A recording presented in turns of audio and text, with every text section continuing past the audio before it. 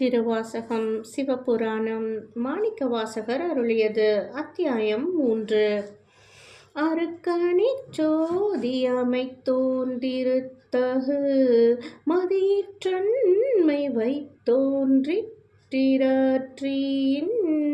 வெம்மை செய்தோன் பொய்தீர் வானிற் கலப்பு வைத்தோன் மேதகு காளிநோக்கங் கண்டோனிலற்றீகள்.